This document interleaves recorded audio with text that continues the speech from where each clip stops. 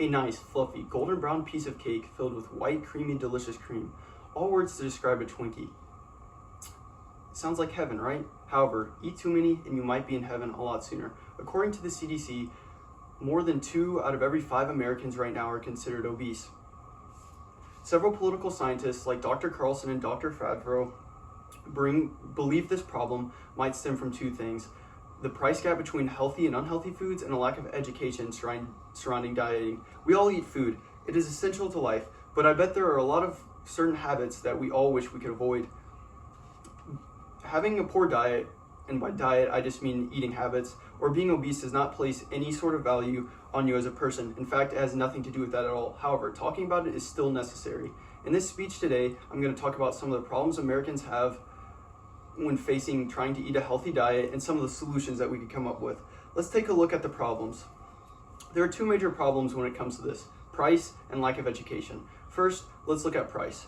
There's an obvious difference in price when it comes to healthy and unhealthy foods, so much so that it's a lot easier to choose the unhealthy option for breakfast, lunch, dinner, and even snacks. For example, just look at Chick-fil-A. Their healthier option, the grilled chicken, is a lot more relatively to their normal option, the fried chicken. For example, their grilled chicken nuggets are $8.29 and their normal chicken nuggets are $7.39. For a restaurant like this, a fast food restaurant, it doesn't take too much time difference to make these items. So this price gap can be pretty discouraging to families just trying to get a quick, easy, healthy meal.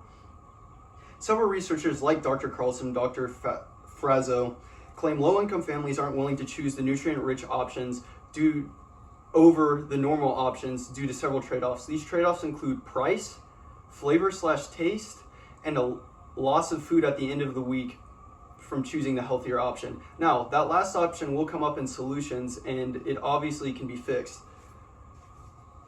Obviously, there are those individuals who can afford the healthier options but choose the other options due to flavor and preference. That is fair, but is it impossible to trade fried chicken for grilled chicken every once in a while? Moreover, trading out water for soda a few times a week is a super cost-effective option that can be super beneficial to your health in the long run. Of course, cost alone can't really be the only contributor to a poor diet. Another source of this problem comes from the lack of education surrounding dieting. Yes, there are some programs in school like My Plate that do a decent job at showing it, but is My Plate really giving you everything just from a simple picture? In an article titled "Who's Using My Plate?", several parents claim that My Plate is an unuseful tool. It only shows a glimpse into what could and should be eaten within a given day. As a parent, do you really want this to be the only thing your kid knows about nutrition going forward in life? Schools aren't the only ones to blame either, though. Parents play a crucial role in developing their child's eating habits. According to Wiley Online Library, kids that are taught to eat better at an early age will learn faster, develop mentally stronger behavior, and physically blossom. This lack of education at an early age certainly explains some of the obesity rate within America. Also, children don't have the financial means to support themselves to get food, so this mostly falls onto the parents for deciding what they eat. Would you rather have your kids snacking on hot Cheetos or mixed nuts? It's really your choice, and one is a lot better for your kid and the other is not. Don't be discouraged though. There are several things you can do individually and collectively to help this issue. Several things Americans can do individually and collectively to have better diets for themselves and for others.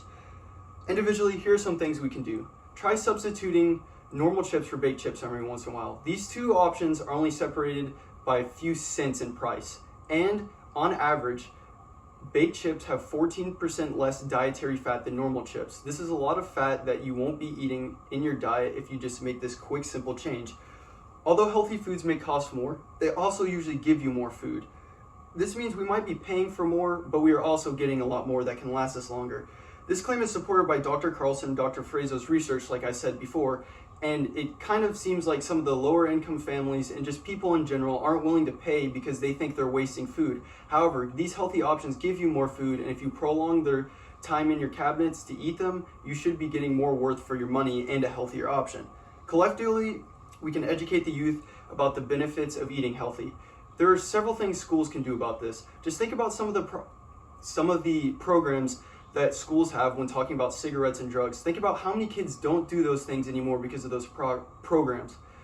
Things like this can be surely implemented into school for dietary purposes and be super beneficial. Even things like the Super Size Me movie, when I watched it, left an impact on me in high school, and it still impacts the way I eat today. Parents also have a role. They are mostly in charge of introducing their kids to food. A quick, easy example would be when going out for dessert, maybe try a smoothie instead of a milkshake. Parents, this is a great idea and a healthy idea that can help your kids in the future have better health in general. If you get them a smoothie instead of a milkshake, smoothies have such good nutritional value, and they're basically the same thing as milkshakes. Overall, eating a lot better only takes a few simple changes. We now have seen some of the problems faced by Americans when trying to eat and some of the possible solutions. More than 40% of Americans today are considered obese, but it doesn't have to be this way. Two parts of the problem seem to be price and seem to be the lack of education surrounding dietary plans. To combat this, we can easily trade grilled chicken for fried chicken, water for soda, smoothies for milkshakes, and baked chips for normal chips every once in a while. These little things will go a long way. And also, schools can try to develop new programs for their kids to teach them about nutrition, and parents can introduce them to new foods. These two solutions can surely provide America with an opportunity to eat better and lose that obesity rate. So next time you go to Chick-fil-A, I challenge you to get the grilled chicken over fried chicken.